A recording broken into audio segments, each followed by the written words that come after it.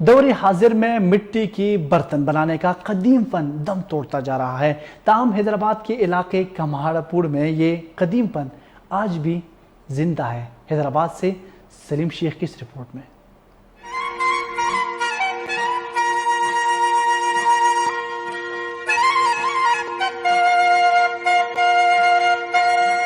مٹی کے برتن بنانے کا قدیم فن جو کہ وقت گزرنے کے ساتھ ساتھ دم توڑتا جا رہا ہے، لیکن حیدرآباد کے علاقے کمار پاڑا میں یہ قدیم فن آج بھی زندہ ہے، جہاں 100 سے زائد گھروں میں مٹی کے برتن اور دیگر اشیاء انتہائی خوبصورتی اور نفاست سے تیار کی جاتی ہیں۔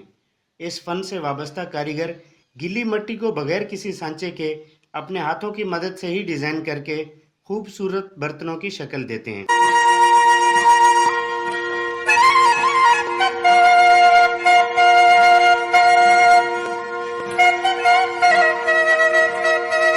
سارا ہاتھوں کا کمال ہے یہ، اور نیچے تھلا ہے لکڑی کا، پاؤں سے چلا رہے ہیں، اوپر نیچے بھیجیں گے، انگلیوں سے مٹی پہلے اوپر لے کے آتے ہیں ہم، پھر ہم دونوں انگوٹھے اندر ڈال کے مٹی کو اوپر کھینچتے ہیں، کھینچنے کے بعد پھر ان انگلیوں کا کمال ہے پورا، پھر ان انگلیوں سے گلے کو بند کرتے ہیں۔ مٹی کے برتن بنانے والے کاریگروں کا کہنا ہے کہ اس کام میں محنت زیادہ جبکہ اجرت انتہائی کم حاصل ہوتی ہے، لیکن وہ اپنے آباء و اجداد سے ورثے میں ملنے والے اس قدیم فن سے مطمئن ہیں، جن کا کہنا ہے کہ اس فن کی بدولت ان کے گھروں کی معیشت کا پہیہ چلتا ہے۔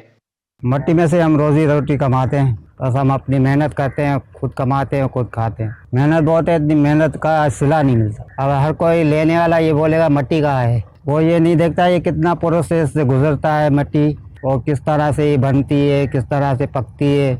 کمار پاڑا میں مٹی کے برتن تیار کر کے انہیں مختلف شہروں میں سپلائی کیا جاتا ہے۔ کمار پاڑا کے بچے ہوں یا بڑے، قدیم زمانے سے ان سب کی زندگیاں اسی مٹی کے فن کے ساتھ جڑی ہیں۔ کیمرہ مین امتیاز شیخ اور ساتھی رپورٹر محمد یونس کے ساتھ سلیم شیخ، K2 حیدرآباد۔